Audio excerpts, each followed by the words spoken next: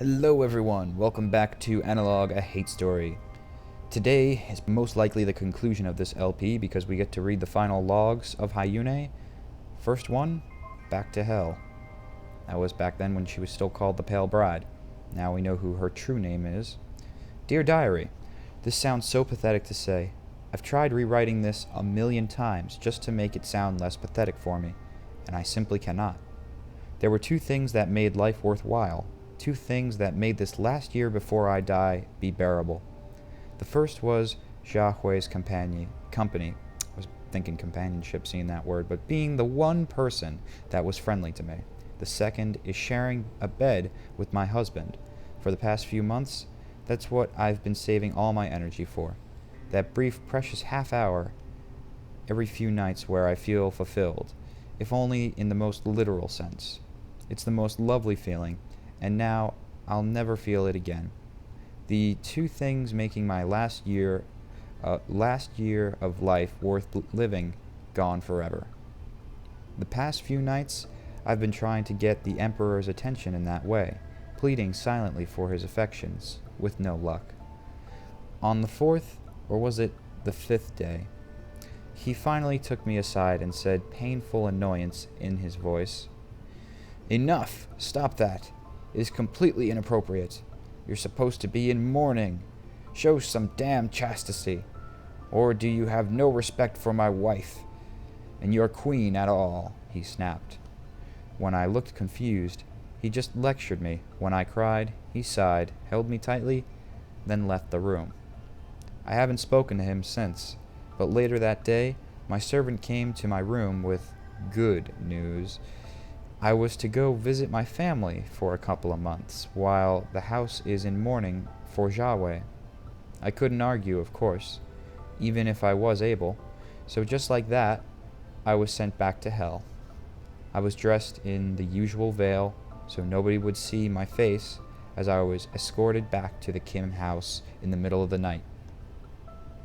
Mother and father were there, briefly to greet me, and in spite of how I felt about them, I put on my bravest smile and bowed, and nodded politely to their questions about how I was doing. Then they had to go to bed, and left, leaving me alone with sister. Young Suk was nowhere to be seen. "Hi," she said. "I never thought you'd end up visiting us again so soon." I shrugged. "Well, let's have some tea. It's just us still around," she said. I nodded. It seemed like a good enough idea. There was a pause. "Well, go make it," she snapped, removing any doubt that she might treat me with any sort of friendliness. Of course, I made the tea. I don't disobey her anymore. "Thanks," she said. "So young Suk is out attending to official business at the moment, but you should avoid him. He's still angry at you because father-in-law finds you more important to the family than his own son. Can you blame him?" I had no idea what she was talking about, and she just continued. "So you really shouldn't talk to him." "Oh, I guess you can't really do that, can you?" "Well, you know what I mean." Yes, I knew exactly what she meant. "I'm surprised you're back so soon, though. Especially now that you don't have to share your husband. Does that mean you're the primary wife now?" I didn't know. "Does that make you queen? Oh, what great fortune you have. Father-in-law must be so proud of you." I stared at her, wishing nothing more than to be able to kill her through sheer force of rage. How could she possibly say something so awful? My only friend was dead, and here she was taunting me. What an awful thing to do. But I couldn't hate her to death, no matter how much I tried. So instead, I tried holding back angry tears to hide my weakness. I couldn't do that either. This is a depressing end to a game, but things are coming to a head. And a big question I have, which maybe by showing Hyune this, and hopefully we'll get an answer to in the next vlog, is what made her mute all of a sudden? Because I remember at a certain point in her diary, she said herself that she screamed at the people, "I'm not beautiful, I have a suppressed immune system." And I thought she said that directly to them in quotations, but we shall see. Just please keep reading. Oh, and we will. So back in the hell that was her original foster parents' home, with her annoying ass sister that is a bitch in all angles. Let's see if that's exactly what pushed her over the edge to make her write this. I'll kill them all! From the Pale Bride. Hyune. Dear Diary. I was far too feverish to do any real cooking, so my servant was doing all the work for me that night when Father came in. I think he was drunk, or maybe just tired, or stupid. You know, child, he said to me, you grew up to be a wonderful daughter. I was shocked to hear him say that, and waved my servant out of the kitchen. I'd never heard even the slightest indication of that before. For the briefest moment, it even made me happy to hear that. That surprised me, that I actually felt that way. As a kid, I never would have wanted his approval, so why now?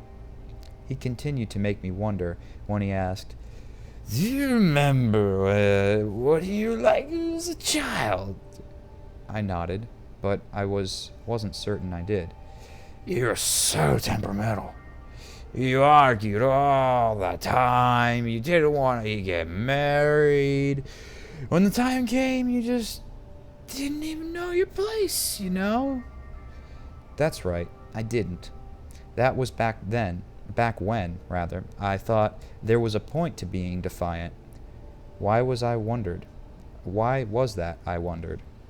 That's the part that amazes me now. I try to think of a reason why I might want to be defiant, why I valued independence, and at first I couldn't even think of anything. I had forgotten entirely. Wow, so that's... Before I go on to the next page, that's scary as hell. She just was indoctrinated within a few years in this culture, and already she's bent to the way that it's sickened her, even further than her disease, to accept everything that goes on now.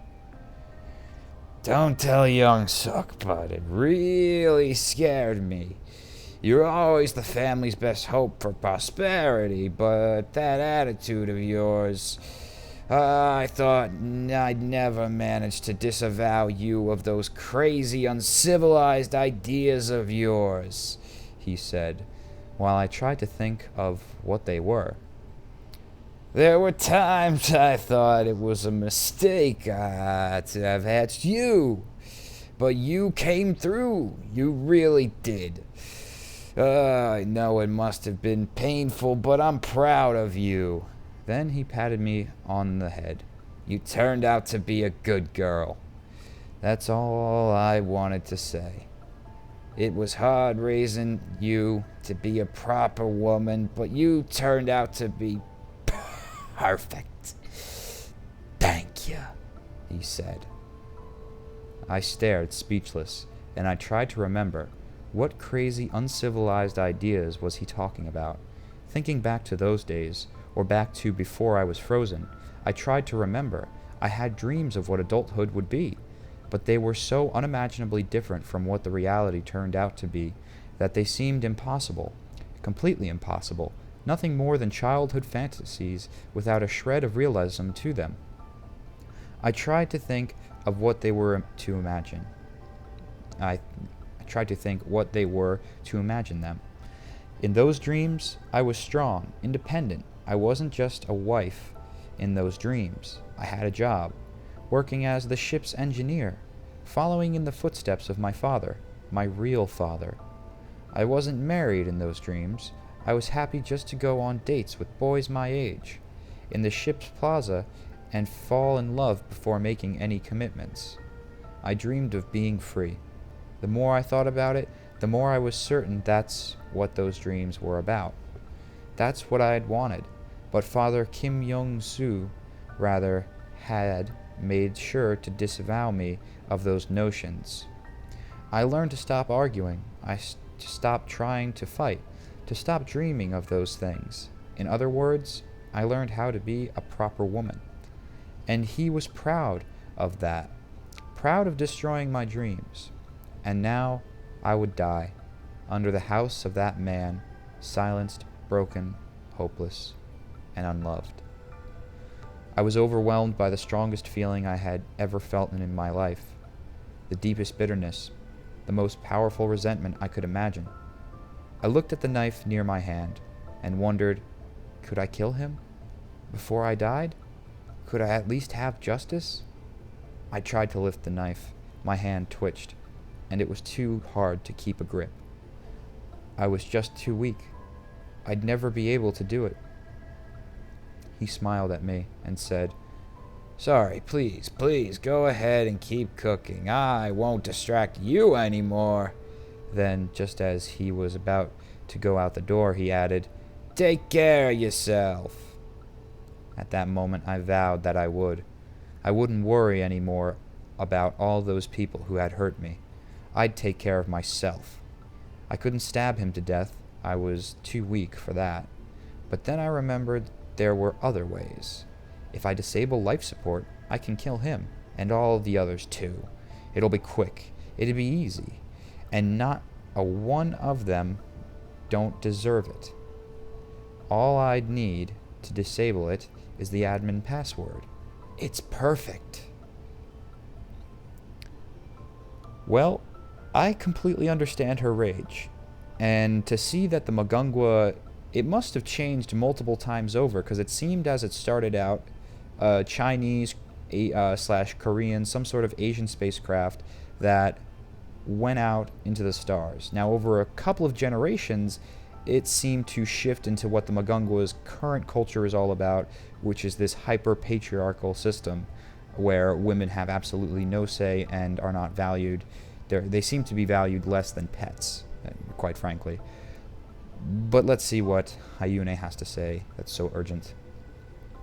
Well, so there you are, then. Now you know, it's true.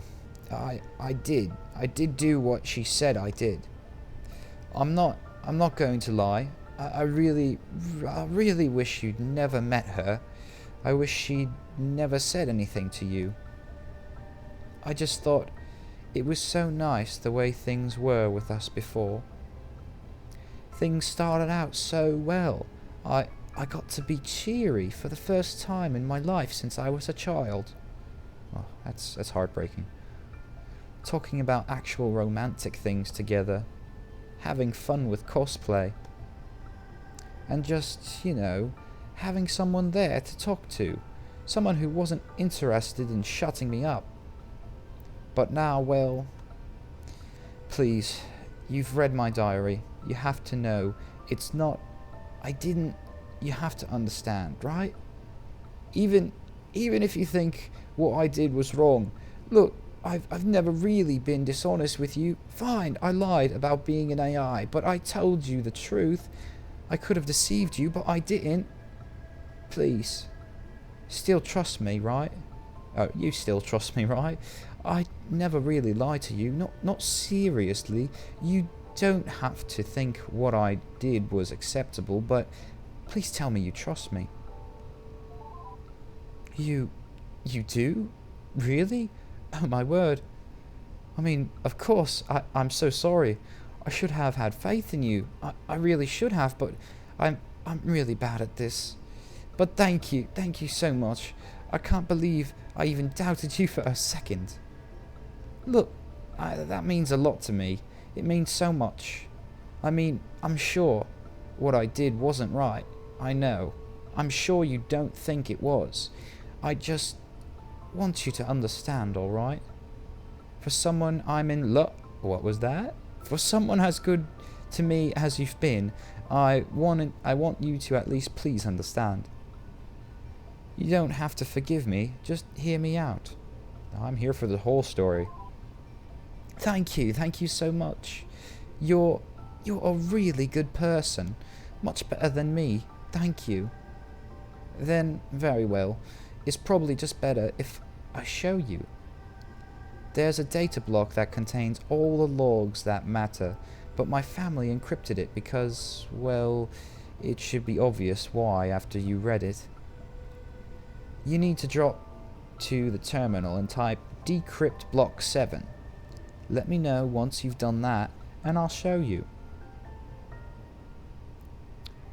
One more block of text to decrypt. Oh my goodness. And here I thought that this would be the final episode, but it turns out we're going to have one more episode. So all we have to do is go here to the super user and decrypt, or terminal. I think super user is actually a different thing on here. And now the block is decrypted. So when you return to this walkthrough / let's play, it's mainly a let's play, we will find out what the final words of Hyune will be. Very well. These are really hard for me to read. I haven't seen mine since I wrote them. And I haven't seen my family's, well, ever. Well, I think I found here. I've added some. Just please read them. If you want to know the whole story, those entries will explain.